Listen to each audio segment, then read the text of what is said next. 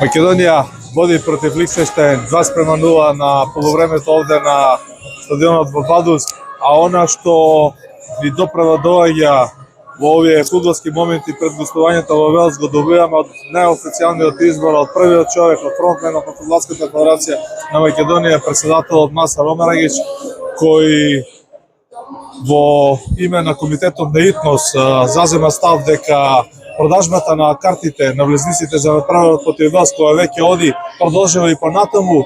Меѓутоа, најновото она што сите треба да не охрабри во овие тешки моменти, да не сплоти, да не обедини е дека целокупниот приход од продадените влезници ќе оди во хуманитарни цели на посебна сметка како донација за настраданите и повредените од катастрофалниот пожар во Кочани.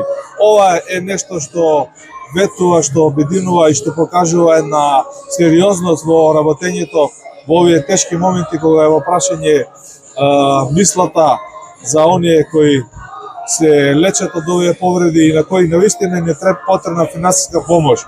Во конкретниот случај, Фудбалската федерација на Македонија излегува пресвет и ќе повторам, приходот од продадените влезници за направенот од Велс, кој се игра на 25 март во рамките на второто квалификационо коло за светското фудбалско првенство, комплетно ќе оди во хуманитарни цели за помош на настраданите и повредените од пожарот во Кочани.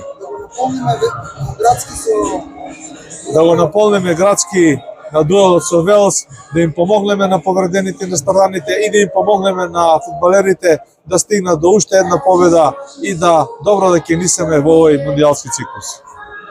Јас само Доргутов ќе се доведам на тебе овдека на стадионот Трейн парк во Вадус во Лихтенштеин. Македонија е на полувремето, води со 2:0. Тоа е добар резултат за почеток на овие квалификации. Добро, да почекаме да се одиграат и вторите 45 минути. Победата е на прагот. Така е. Ќе ја видиме. Така.